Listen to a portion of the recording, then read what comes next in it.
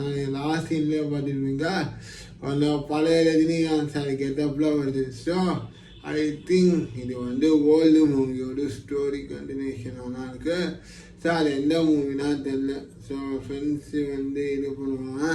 ஆனால் கதை சிம்பிளாக அங்கே ட்ரெய்லர் பார்க்கும்போது தெரிஞ்சிருந்து ஷோபன் சகீர் அந்த அந்த அந்த அவர் ஒரு கூணா நடிச்சிருப்பார், அடியாளாக நடிச்சிருப்பார். ஓகே, உபேந்திரா சார் நான் சொல்ல மாட்டேன். Upendra sir I think Rajini sir ஃப்ரெண்டாகவும் இருக்கலாம், நாகார்ஜுனா சார் விட அடியாளும் இருக்கலாம். ஸோ அந்த வேறு ஊர் அடியாளாக கூட இருக்கலாம். ஏன்னா அவர் business man, illegal business man.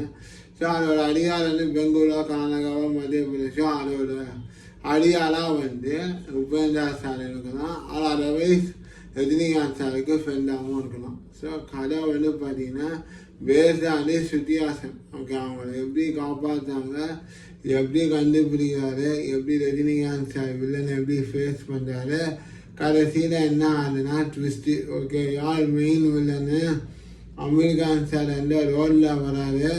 So அதனால இந்த படத்தில் ஒரு ட்விஸ்ட்டு இருக்குது. ஸோ ஓவரால் தேர்தல் எப்படி சார் ஓவரால் தேர்தல் பார்த்தீங்கன்னா குட் தான் சொல்ல முடியும். ஏன் நான் குட் சொல்கிறேன், ஏன்னா இந்த படத்தில் பார்த்தீங்கன்னா பேக்ரவுண்ட் மியூசிக் ஒன்றுமே இல்லை.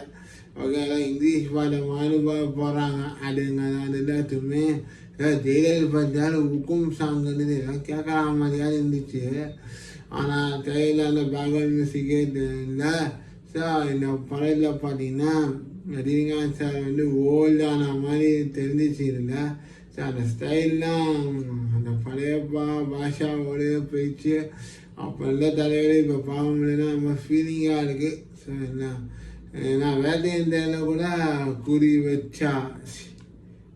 வச்சா இடம் விழுன்னு டைலாகாவது வந்துச்சு. அந்த படமே அண்ணன் வந்துச்சு ஃபுல்லு.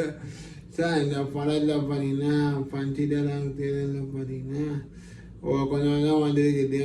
தேவா பற்றி தெரியாமல் நீங்கள் விளாட்றீங்க அந்த டைலாக்கும். அப்புறமா பார்த்தீங்கன்னா அந்த அப்பா உனக்கு நான் அப்பாவாக இருக்கலாம், எனக்கு நண்பன் அந்த டைலாகும் சரி டைலாகும் ஓகேவானா இருக்குது.